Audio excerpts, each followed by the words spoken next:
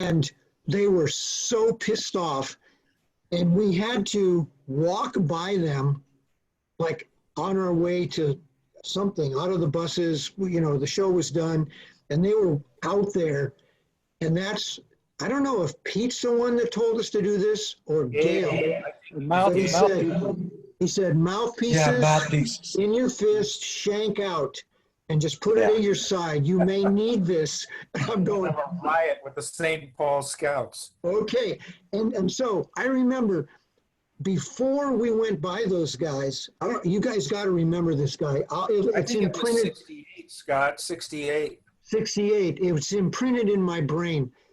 This one guy in the St. Paul Scouts, he was really thin, and he was, kind of tallish, whatever.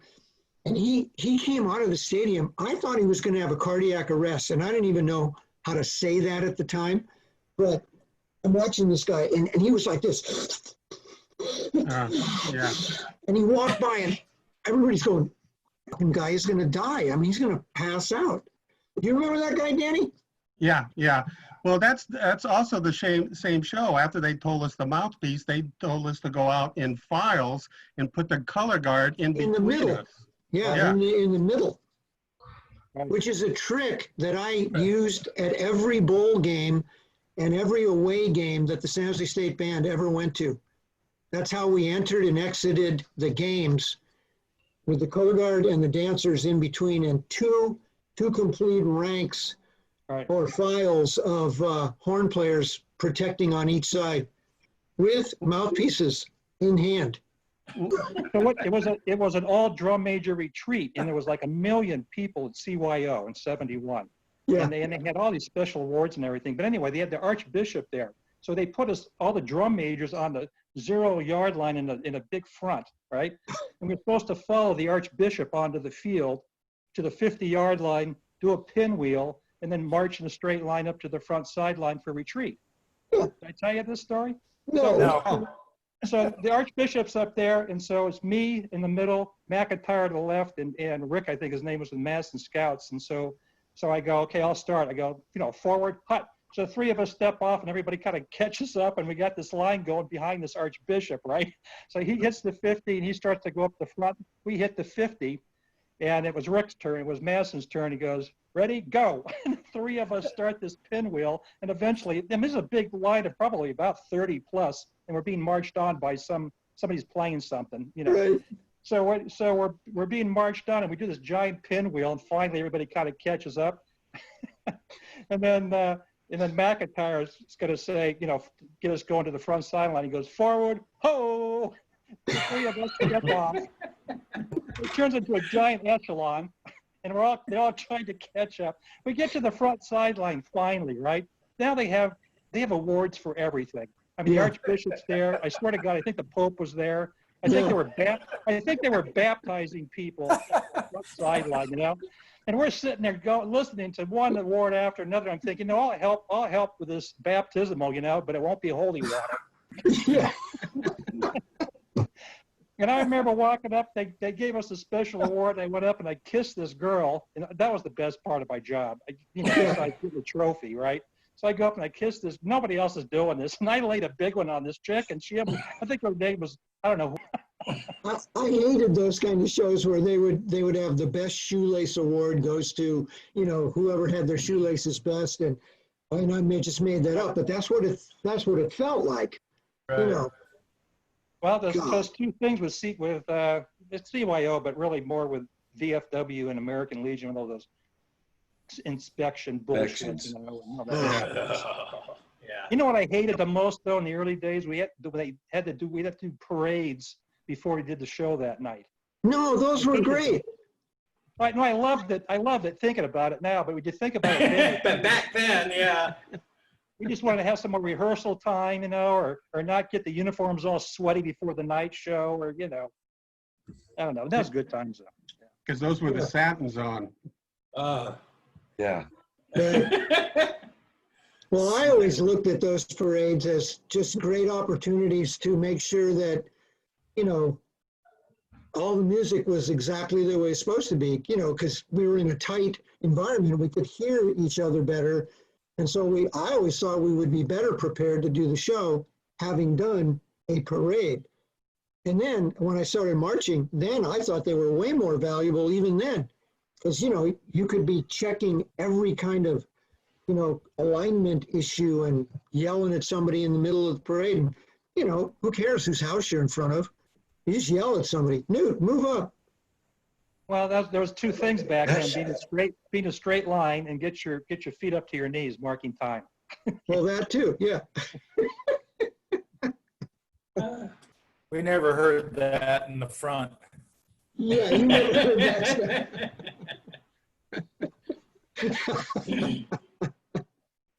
We only had to get our feet off the ground. We had a 1-inch leg lift.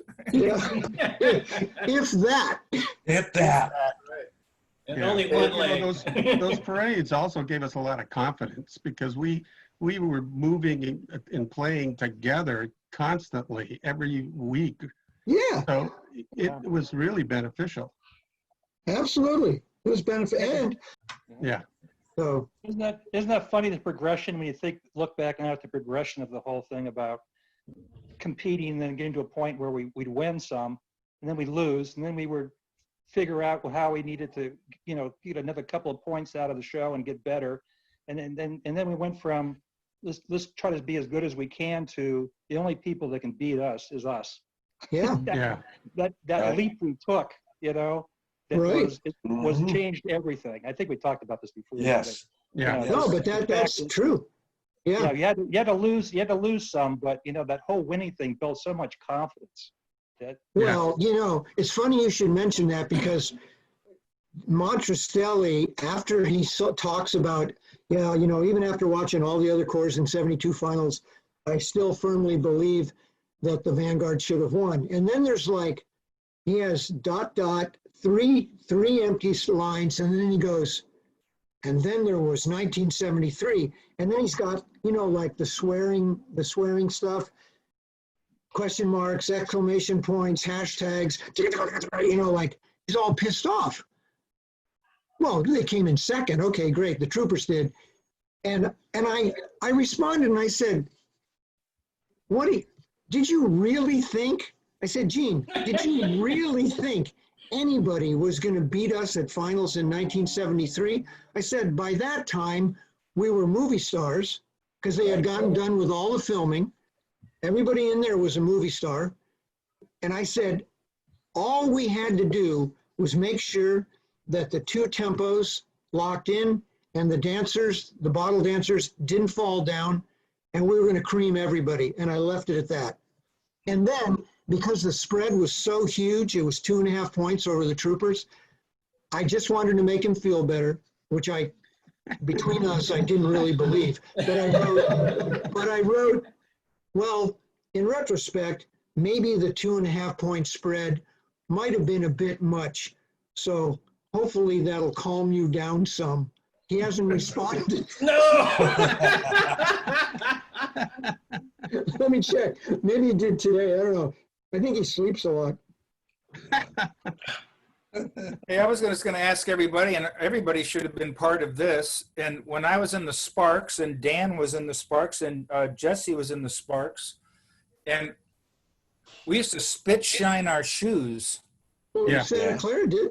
And then in 68 and 69, did we do that too? Oh yeah. absolutely. Yeah. Oh, yeah. 70. Yeah. We had those shoes looking like glass. We had black It was shoes. a whole big thing, with the water and the polish and just little Yeah. circles on your shoes. Yep. And eventually they just shine. The cotton balls. A And, horse. Cotton balls. Yeah. It was like Yeah. a whole Cotton process. balls. And we're all Yeah, doing but it on the gym floors or wherever we were. Yeah. Yes. Yeah. It That prepared all- me. that all It helped fell me in the army. Yeah. exactly. It was for You know, American Marching Legion. helped too. The Do you American remember Legion, who- VFW. You remember the Jim? person who bought the patent leather shoes thinking that they could Oh, get yeah. away from doing that? And the Yeah. difference between patent leather and really shine Good shoes? shine. Who was that? You? No. No. Well, I thought it was kind of fun when all the new people would come and we'd have to have tutorials on how to do On how to shine shoes. The blinding skies, okay, here it is, step one. Step two. Mike Wall showed me how to do my shoes. Mike Wall? Yeah. Mike had the shiniest shoes of anybody, didn't he? Yeah, he was Yeah, he he was did. perfect at that. Yeah. My shoes were wearing out, and right, you know where your foot bends where the toes are. So I was on the inspection line in '69 at Philadelphia, and I'm standing there. We're getting ready for inspection. Here comes Fred, and he says, "Hey," and he leans into me, and says, "Hey, the top of your shoe's got a little crack in it." He said, "We're going to get a tick on that." He says, "You got to bend your toes." He said, "So before the judgment guy, just bend your toes up a little bit and nobody will see it." So I'm practicing on the inspection line to bend my toes and hold it. And I never got a tick, fortunately. Yeah. Wow, it's a good thing, because then we all would have known who to blame. I know. Till now. Till now, 51 years old. Yeah, right.